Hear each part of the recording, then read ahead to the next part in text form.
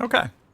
So we just got the Necromancer Call of the Underworld quest. Pay your respects at the Shrine of Rathma, and we can track it.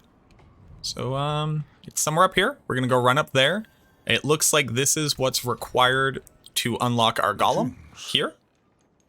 Complete the Necromancer Call of the Underworld to be able to unlock Golems, which we will be able to summon, theoretically with the same button, or perhaps a secondary button. I'm not too sure.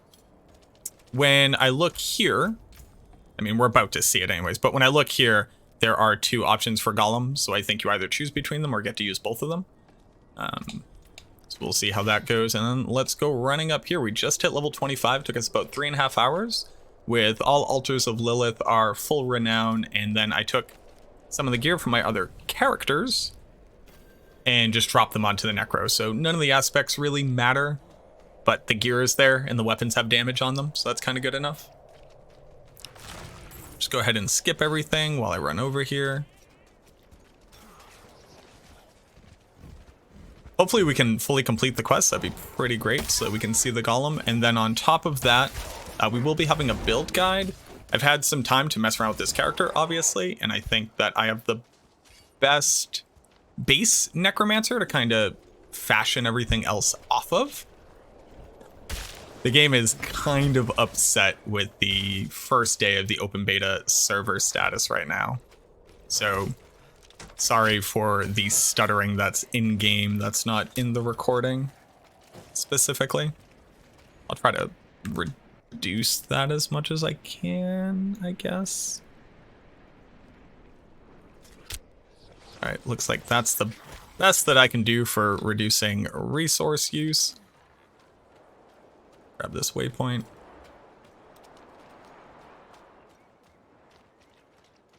Not while I'm in town. Not while I'm in town. You can't click the waypoint while you're in town, you silly goose.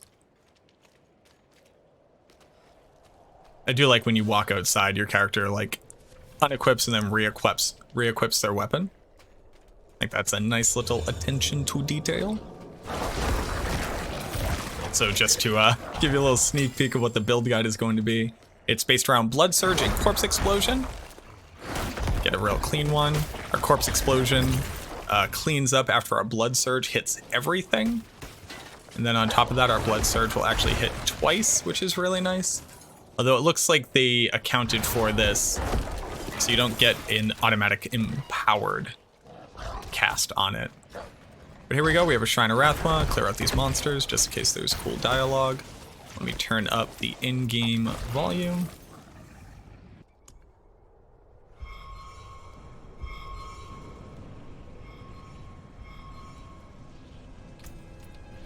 Okay.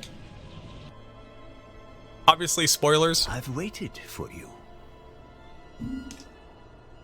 Maltorius, a master necromancer. A teacher. One who's devoted his entire existence to preserving the lessons of Rathma, our first and greatest necromancer. I've heard the spirits whispering. True friend of death and shadows, worthy of his greatest teachings. Okay. Collect unbroken bones from various monsters. So monsters will spawn in the immediate vicinity, highlighted by blue on your minimap. They will drop quest items, which you actually have to pick up. You don't just auto pick them up. And just kind of corpse explosion until you have enough bones, it looks like. Wonder if you could use this, because you see these types of monsters are dropping resources. Wonder if you can abuse this to kind of hyper spawn in a ton of monsters for XP and resource generation.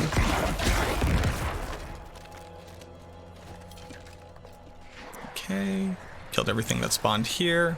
Oh, there we go, there's more. Looks like it's on a little bit of a timer. Altar there if you hadn't picked it up. Ooh! All these people running in, attacking the, there we go, we have a bunch. 7 years. Will do. You'll need the essence of life, a spirit to transform your golem. Need the essence of life. Vile artifact buried in a hillside not far from here. Its purpose is to trap lost Find the souls, cave. leeching magic from them. Free those souls, and perhaps they'll help you in return. Okay, so it's an area. It's not actually sending me to exact place, but there's an area. So you just want to pop back over to Menestad. I think that'll be the fastest way to travel. And then run over to here, leaving out of the bottom of the town, and then kind of wrapping up.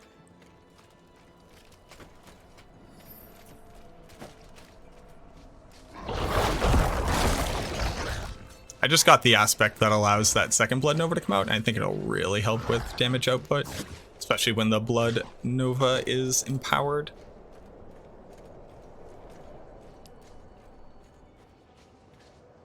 There it is. There it is. Yes, that is quite noticeable. Okay. So you'll find the Bitter Cave right here, kind of in the dead center of where it wants you to go. Here's where it is on the map. With the first part being here on the map, just in case you missed that. We go up. So we have a bunch of bones that we can build the body out of. Now we need to go find some essence. And then, who knows?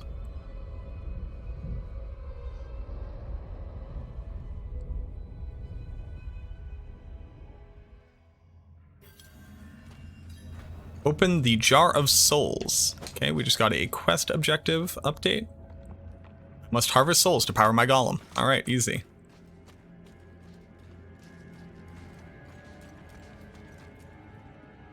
Okay, pretty cool little statue. Jar of Souls. Cool little animation. And yeah, just a beat 'em up arena. Monsters. You've killed 1, 2, 3, 4, 5, 6, 7. There we go. We're killing them too fast. 8, 9, and 11, 12, 13, 14, 15, 16, 17, 18. Looks about 18. We are ready. Repeat after Repeat after me. Spirits, Spirits, I I offer you this vessel. Protect us, so we may protect balance. the balance. Spirits, I offer you this vessel. I gotta say, the voice acting on the Protect us, characters is like so we may top protect the notch. balance. RPG inclusion there for my There it immersion. is. Oh, Your loyal okay. Golem. Lobby's here now. At its prowess. Welcome, brethren of Rathma. Oh, that, okay. We just have them? Okay. So you get ossified prayer beads. These are going to give minion attack, speed, thorns, and healing received. There's a chance that those roll differently. They say a set of prayer beads made of human teeth and attached to a long, flexible tendon. Each tooth is inscribed with a symbol holy to Rathma, which is a worshipper can meditate upon before moving to the next. So, we're here. That doesn't look like it's our golem. If you go to your Book of the Dead, you should unlock golem. There are two other options, which are blood and iron, which we cannot unlock at this point in the beta. We can only go up to level 25. But bone says each time that your bone golem takes up to 20% of its maximum life, it sheds a corpse. That would be the first upgrade for it.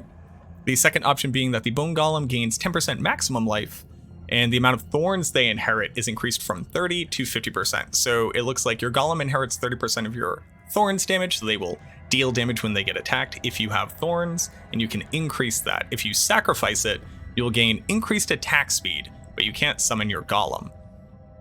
And it's going to taunt enemies, forcing them to attack the golem itself. So just for the vine real quick, let's go ahead and put this onto our skill bar. Guess we will get rid of Decrepify. And then it auto-summons the golem just for having it. That's different than the skeletons. The skeletons need to be summoned from corpses. And then the activation ability is your golem becomes unstoppable and taunts nearby enemies and takes 30% reduced damage. When your golem dies, it will respawn after 20 seconds.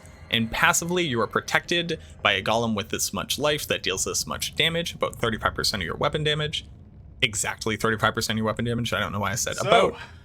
And they will shed a corpse as they take damage, meaning that you can have those available to summon your other skeletons or generate corpse explosion dominoes, which is pretty nice. A real one.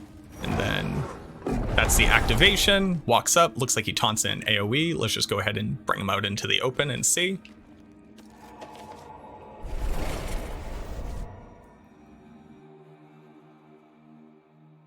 I just want to tackle let my skeletons, my mages, and my golem do the work here. Just kind of see how effective they are and see how effective that taunt is. Because there aren't many options for outright taunting monsters or stopping them from choosing to attack you versus your minions. So this is pretty unique skill here. Oof. Game does not like loading. That's okay. Let's go and find some monsters. Here we go. Target them with a taunt. See the taunt identifier. Now they're only looking at my golem, not attacking me or the rest of my skeletons, which is also pretty cool. And then as he's taking damage, he's shedding corpses. So there you go. That's how you unlock the golem. It's actually fairly simple. That cave might be a little bit difficult to find if people aren't used to kind of exploring in an area. But there you go. I hope that it helps. It looks like we actually can basically fully unlock everything on the Necromancer. Again, other than the Blood and Iron Golem alternatives here. I personally won't be using the Golem on this build, or I might choose between either my skeletons or my Golem. I think it's a little bit too much to have both of them on a bar when you're not a pure summoner build, but that's pretty cool. There you go. Very easy peasy. I hope that helps. Thank you so much for watching this video, and I look forward to seeing you in the next one.